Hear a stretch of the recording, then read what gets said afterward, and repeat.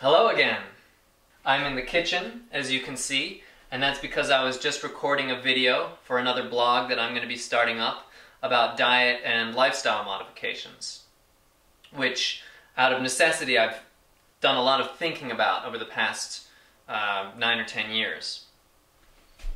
But that's not what I want to talk to you about today. Today I want to share a couple of videos that reminded me of each other.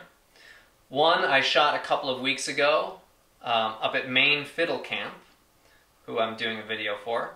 And the other one I shot in Denver, I think in 2009. And there's a fun similarity between them, which I'm not going to say anything more about, but I hopefully you'll get a kick out of. What I've been discovering is that the most important thing is to have a grip on your bow that's loose. And I've been learning a little bit of plectrum instruments and hearing from my picking friends that you want to have your pick grip as loose as it can be without dropping the pick. And it's the same thing with your bow. You want to be holding your bow as lightly as you can without dropping the bow, which sometimes I do. Drop the bow. Not too often, thankfully. The reason you want to have a loose grip is because the minute you start using all these muscles and tendons to hold your bow, your wrist locks in one solid place and it's really hard to get it to move. So just finding this really light hold where you can actually move your wrist still is really useful. I've also shown this trick. That, like, if you're holding your bow correctly, which I'm not always doing, you can take your thumb off. But it's kind of scary to do. Right, see, Well, he's doing the art. Oh, I'm not pushing down, I'm not doing nothing. He's causing that to happen. Antonio, stop causing that to happen.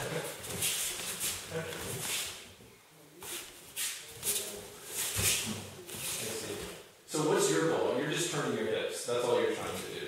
And if Joe moves in space, you don't care. Yeah. This is when we were playing with the Balkans. That if I get him up here and I start getting strong, I said he can get strong. Mm-hmm. He can feel my strength through this. Yes. So I don't want him to feel nothing.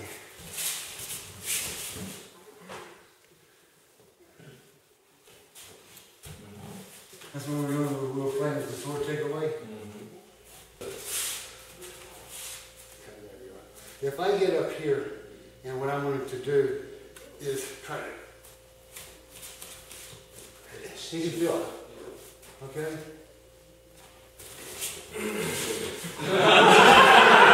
You did this good. You were stiff. Can I get a still of that? Man, he's really hard. He was like really worried. I'm not.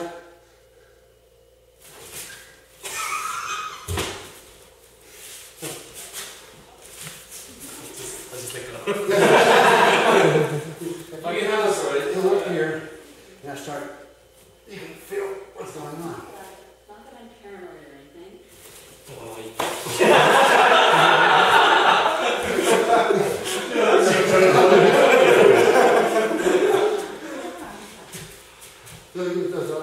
It doesn't matter if you're strong holding a weapon, he knows you're strong. Doesn't mean let's move now relax. You know when you're holding a weapon. So that's a little bit out of left field, but I think that's something to think about, how you connect to the weapons and the tools that you're using.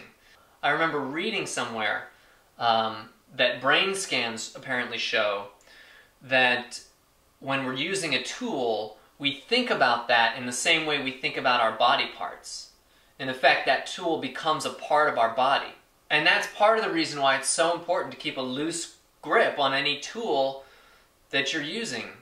Just like you don't want to keep tension in your body, you don't want that tension in the connection to the tool. You want to be able to have nice fluid motion with that tool you're using.